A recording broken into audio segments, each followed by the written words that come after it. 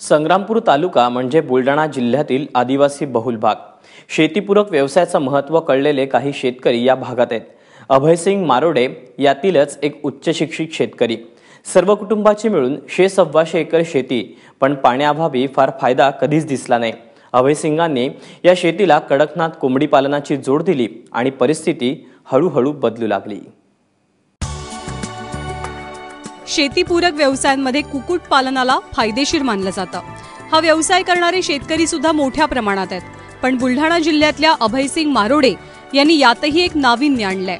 मध्य प्रदेशातील कडकनाथ जातीच्या कोंबड्यांचं पालन त्यांनी केलंय आणि आता हाच व्यवसाय त्यांना फायदेशीर ठरतोय।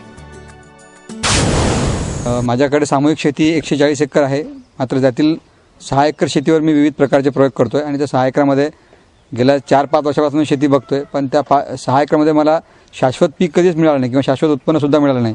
म्हणून मी या शेतीला काहीतरी पूरक व्यवसाय म्हणून नवीन व्यवसायाकडे वळण्याचा प्रयत्न केला आणि कडकनाथ कोंबड्यांबद्दल मी बरीचशी माहिती बघितली होती आणि ते सगळे लक्षात असताना आपण शेतीला शेळीपालनासोबतच कुक्कुटपालनाची जोड द्यावी असा माझा मानस होता आणि म्हणूनच मी MP मधील झाबुआ आणि झार या जिल्ह्यांमधनं काही कडकनाथच्या कोंबड्या आमच्या इथं आणल्या आणि त्या कडकनाथचं कुक्कुटपालन सुरू केलं। कडकनाथला कुठल्याच प्रकारचे आजार शक्यतो होत नाहीत। ही एक रानटी जात आहे। रानटी जात असल्यामुळे त्यामध्ये तिला आजार होत नाहीत आणि ती मोकळं राहणं खूप जास्त हे करते। आणि या कडकनाथसोबतच माझ्याकडे ज्या गिरिराज आहेत यांचा मला 10,000 रुपये महिना मिळतो।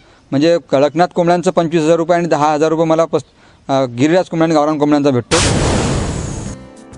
MA-MD पर्यंतचं शिक्षण झालेल्या अभयसिंग यांनी नोकरीचा मार्ग सोडला।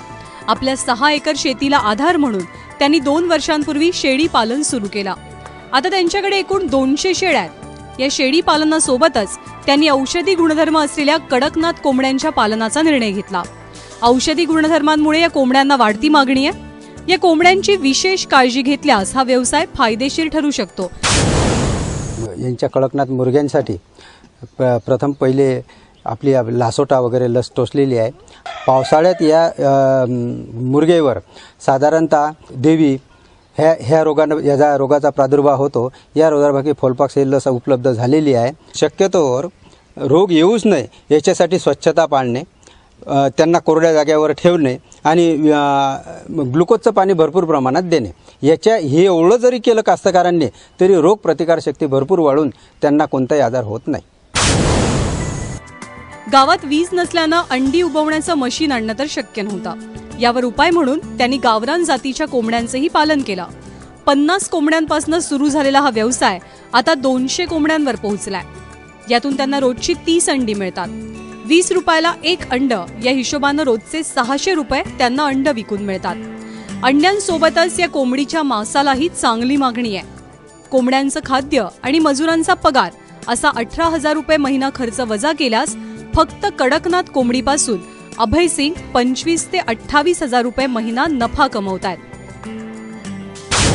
अभयसिंह मारोडे हे एक प्रयोगशील शेतकरी आहेत। त्यांनी या शेतीला जोडधंदा म्हणून हे कुक्कुट पालन, शेळी व्यवस्थापन हे चालू केलेलं आहे। याच्यातून त्यांना भरपूर असं प्रकारचं उत्पन्न यामधून त्यांना मिळत आहे आणि त्यांच्यापासून इतर शेतकऱ्यांनी या सर्व जोडधंद्याचा असा एक आदर्श घ्यावा असं त्यांनी एक कार्य आमच्या गावात सुरू केलेलं आहे। कडकनाथ कोंबडीच्या पालनामुळे अभयसिंग यांना चांगलाच नफा मिळतोय। कुक्कुटपालन आणि शेळी पालन या 2 शेतीपूरक व्यवसायातनं ते 80,000 ते 90,000 रुपये महिना कमावतात। कडकनाथ कोंबड्यांचं पालन करण्याचा अभयसिंग यांचा निर्णय फायद्याचाच ठरलाय। कुक्कुटपालन करू इच्छिणाऱ्या शेतकऱ्यांसाठी हे एक उत्तम उदाहरण आहे। बुलढाण्याहून संदीप शुक्लासह ब्युरो रिपोर्ट ABP माझा।